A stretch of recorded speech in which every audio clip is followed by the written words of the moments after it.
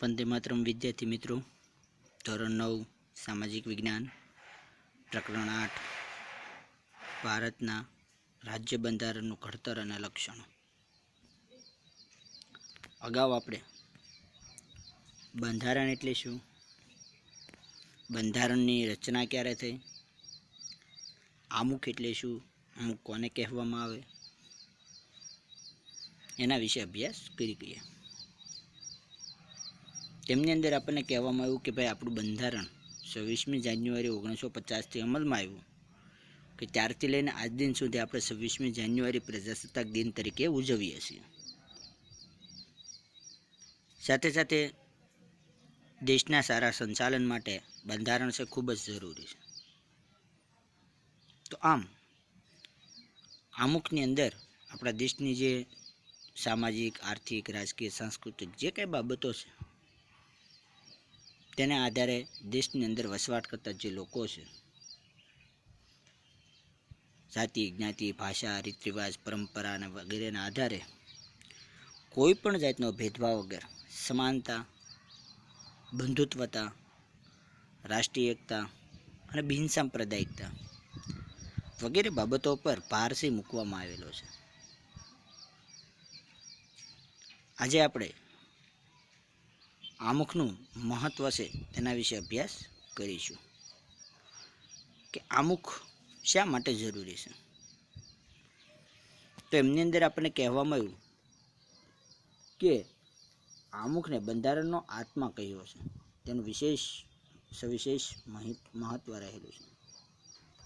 કોઈ પણ કાયદાના ઘડતરમાં તથા તેને પૂરી રીતે સમજવામાં કે અર્થઘટનમાં માર્ગદર્શન મળે છે.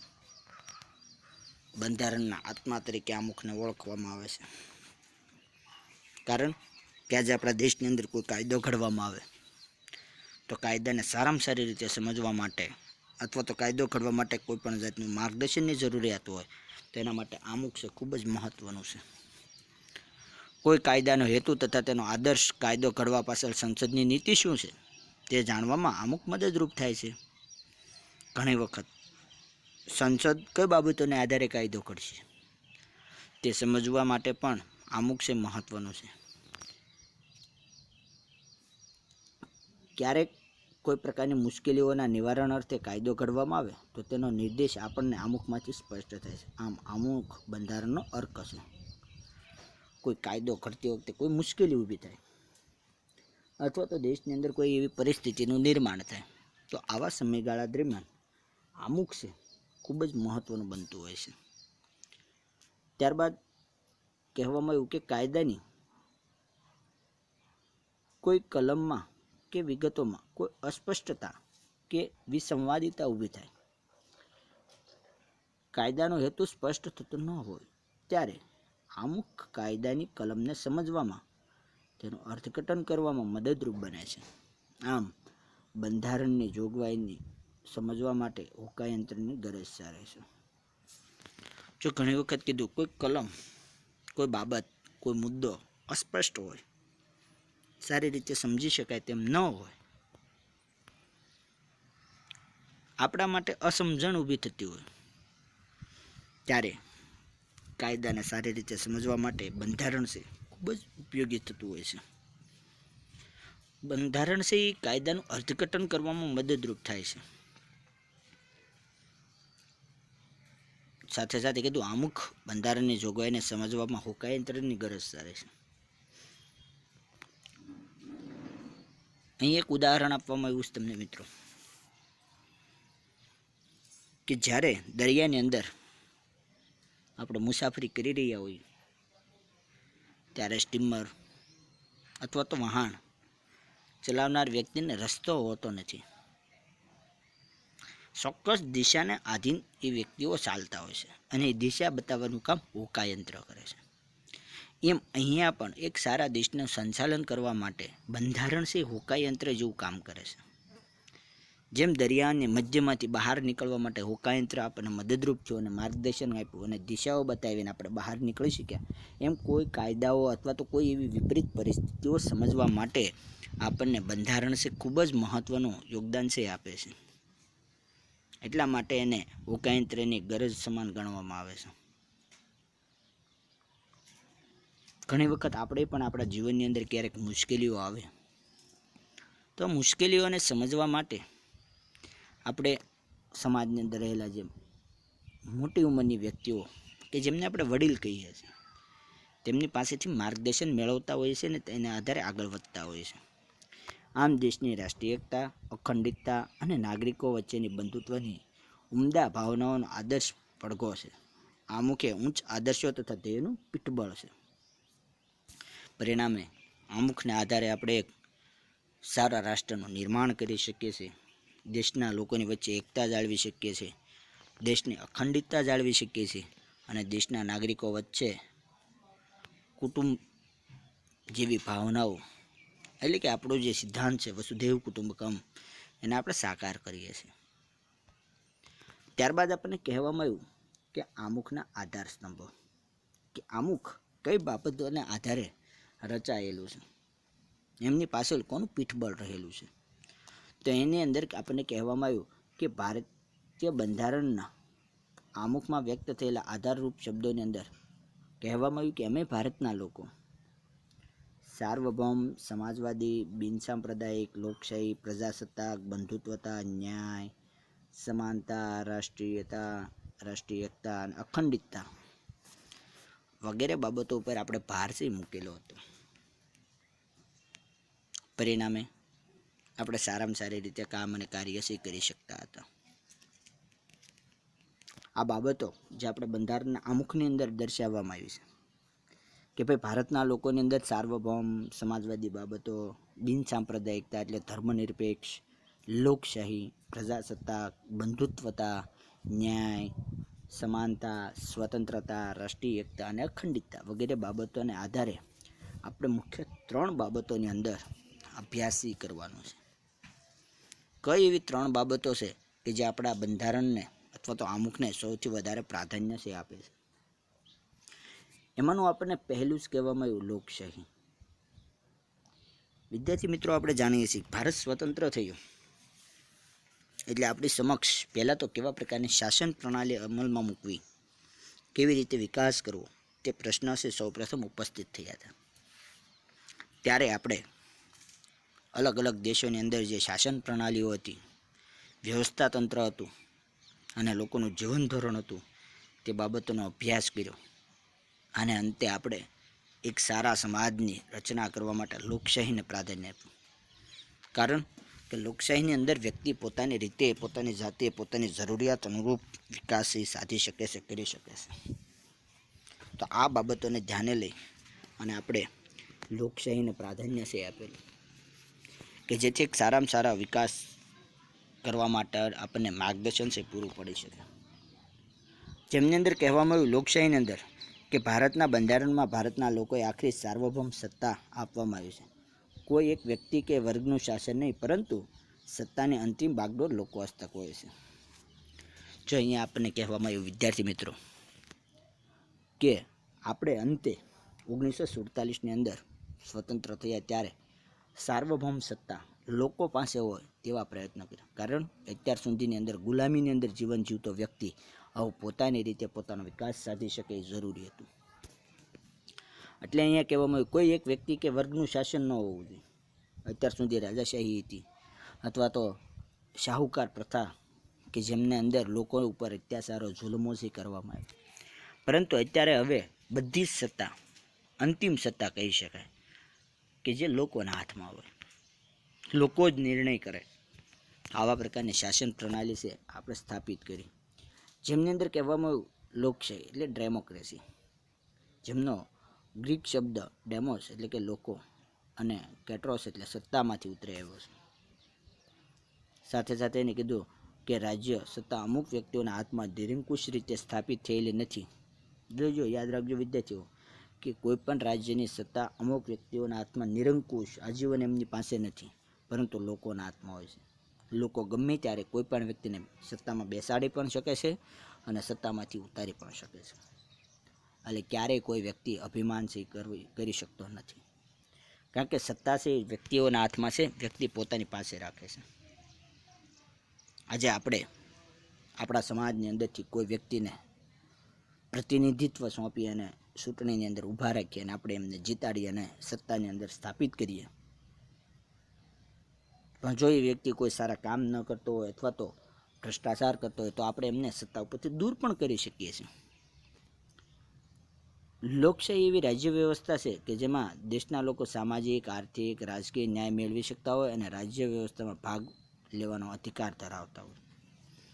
અહીંયા એક બાબત આપણને કહેવામાં આવે છે કે લોકશાહી એવી રાજ્ય વ્યવસ્થા છે કે જેની અંદર સમાજના લોકો સામાજિક, આર્થિક અને રાજકીય ન્યાય છે સારામાં સારી રીતે પ્રાપ્ત કરી શકતા હોય.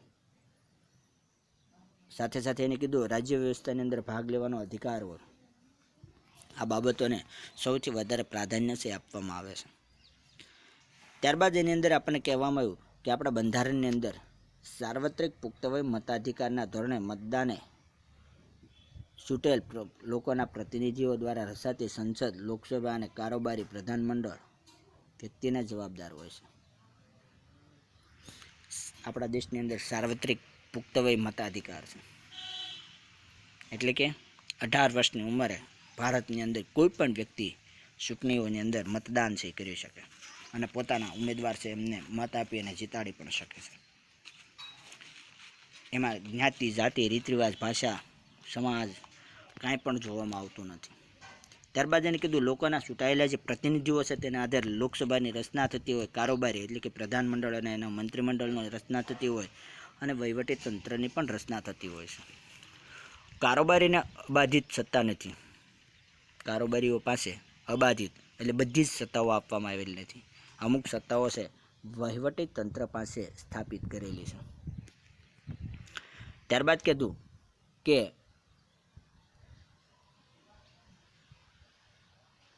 તેને નિયમિત સમયમર્યાદા સુધી સત્તાનું સુકાન સોંપાય છે. તે જે પ્રમાણે રાજ્ય અને સ્થાનિક કક્ષાએ મતદારો સરકારને ચૂંટી કાઢે છે.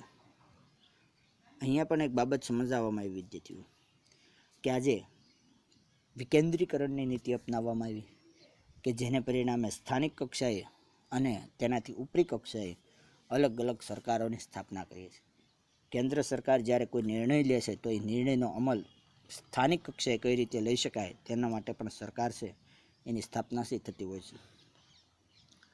લોકશાહી રાજ્ય એટલે લોકોનું, લોકો વડે અને લોકો દ્વારા ચાલતું રાજ્ય. લોકશાહી એટલે શું? તો કે લોકોનું, લોકો વડે અને લોકોથી ચાલતું રાજ્ય અથવા તો શાસન એટલે લોકશાહી. યોગ્ય સત્તા લોકોના પ્રતિનિધિઓમાં બનેલા પ્રધાનમંડળમાં દ્વારા સ્થાપિત થયેલી હોય. પ્રધાનમંડળની રચના સંસદમાંથી જ કરવામાં આવે છે.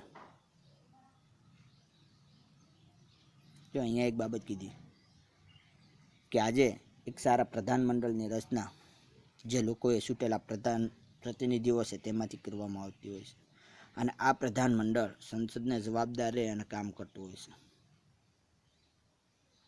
આપણે જે પ્રધાનમંડળની રચના કરીએ છીએ કેન્દ્ર સરકારની અંદર તો એ પ્રધાનમંડળ સંસદને જવાબદાર રહીને કામ અને કાર્ય છે કરે છે. સાથે સાથે કીધું ભારત પ્રજાસત્તાક રાજ્ય એટલા માટે છે કે ભારતનો કોઈ પણ નાગરિક બંધારણના નિર્ધારિત કરેલ લાયકાતો ધરાવતો હોય અને તે વ્યક્તિ સાર્વત્રિક પુખ્તવય મતાધિકારથી ચૂંટણીઓ દ્વારા ચૂંટાઈને આવે છે.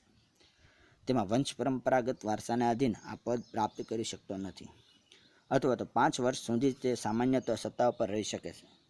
સંસદીય સરકાર સંયુક્ત જવાબદારીના સિદ્ધાંત પર કામ કરે છે, તેથી તેને જવાબદાર સરકાર તરીકે ઓળખવામાં આવે છે અને ભારતની લોકશાહી સરકાર સ્વતંત્રતા, સમાનતા અને બંધુત્વતાની ભાવનાઓને સ્વીકારે છે અને તે હેતુઓને પૂર્ણ કરવા માટે પ્રયત્નશીલ રહે છે તેવી સ્પષ્ટતા આમુખની અંદર કરવામાં આવેલી છે. બંધારણના ઘડવૈયાઓએ ભારતના લોકોને સાર્વત્રિક પુખ્તવય મતાધિકાર હક આપીને હિંમતપૂર્વક શ્રદ્ધા મૂકી છે. જો અહીંયા કહેવામાં આવ્યું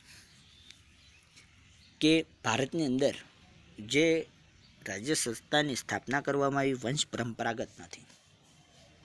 પહેલાં શું હતું કે રાજાનો પુત્ર રાજા બને, રાજાનો પુત્ર રાજા બને, જ્યારે અત્યારે એવું નથી. કોઈ નેતા છે એમનો પુત્ર નેતા બને પણ ક્યારે પોતાની પાસે આવડત હોય અને લોકોનું પ્રતિનિધિત્વ કરી શકવાની એમની પાસે ક્ષમતા હોય જોઈ ચૂંટણીઓની અંદર ઊભો રહે અને લોકો તેમને મતદાન કરી અને છૂટે તો જ એ જીતી શકે, બાકી વંશ પરંપરાગત એમને સત્તા પ્રાપ્ત થતી નથી. કોઈ પણ વ્યક્તિને ચૂંટવામાં આવે તો એ સામાન્યતઃ 5 વર્ષ માટે જ એના હોદ્દા ઉપર રહી શકે છે. 5 વર્ષ પૂર્ણ થતાં એમને સ્વૈચ્છિક રાજીનામું છે આપવું પડતું હોય છે. ત્યારબાદ સંસદીય સરકાર એટલે કે લોકસભાની કારોબારી સંયુક્ત જવાબદારીના સિદ્ધાંતથી કામ કરે છે. એટલે દરેક ક્ષેત્રની અંદર પોતાની જવાબદારી છે અને પોતાએ જ કામ કરવાનું છે સિદ્ધાંતથી કામ કરતી હોવાથી એમને જવાબદાર સરકાર તરીકે ઓળખવામાં આવે છે. અને એટલા માટે ભારતીય લોકશાહીની અંદર સ્વતંત્રતા, સમાનતા અને બંધુત્વતાની ભાવના સ્વીકારી છે કે સમાનતાના ધોરણે, સ્વતંત્રતાના ધોરણે અને એકતાને ભાવનાથી દરેક લોકો કામ અને કાર્ય છે કરે છે. આમ ભારતના ઘડવૈયાઓએ જે કાંઈ બંધારણ અમલમાં મૂક્યું એને આપણે વ્યવસ્થિત અને સારી રીતે સ્થાપિત કરી શક્યા છીએ. અંતની અંદર આપણને કહેવામાં આવે કે લોકશાહીમાં ભારતીય બંધારણના મૂળભૂત હકો, રાજનીતિના માર્ગદર્શક સિદ્ધાંતો, સંસદ, ધારાસભા, સ્વતંત્ર અને નિષ્પક્ષ ન્યાયતંત્ર, ચૂંટણી પંચની રચના કરે છે અને વગેરે જોગાઈને ભારતે લોકશાહી રાજ્ય સ્થાપિત કર્યું છે. આવનારા પ્રકરણની અંદર આપણે શીખવાનું છે મૂળભૂત હક, રાજનીતિના માર્ગદર્શક સિદ્ધાંતો, સંસદ, ધારાસભા વગેરે બાબતોને. આ ઉપરાંત કીધું કે ભારતની અંદર પુખ્ત વય મતાધિકાર એટલે કોઈ પણ જાતિ, જ્ઞાતિ, ભાષા, રીત રિવાજ, શિક્ષણ, આવક, જન્મસ્થાનના આધારે ભેદભાવ કર્યા વગર 18 વર્ષ કે તેથી વધારે ઉંમરની વ્યક્તિને મત આપવાનો અધિકાર છે. જોકે મતદાર યાદીમાં નામ નાગરિકના નામની નોંધણી આવશ્યક છે. અહીંયા પણ એક બાબત સમજાવવામાં આવી કે આપણા દેશની અંદર પુખ્ત વય મતાધિકાર એટલે કે 18 વર્ષની ઉંમરે મત આપવાનો અધિકાર છે આપણને પ્રાપ્ત થાય છે, જેમાં કોઈ પણ જાતિ, જ્ઞાતિ, ભાષા, ધર્મને આધારે કોઈ પણ જાતનો ભેદભાવ કરવામાં આવતો નથી. એમને 18 વર્ષની ઉંમરે મત આપવાનો અધિકાર થયો તો જે વ્યક્તિઓની 18 વર્ષની ઉંમર થાય તેમને પોતાના વિસ્તારની અંદર મતદાર યાદીની અંદર પોતાનું નામ નોંધાવવું ખૂબ જરૂરી હોય છે, તો જ મતદાન છે કરી શકતા હોય છે. વંદે માતરમ વિદ્યાર્થી મિત્રો.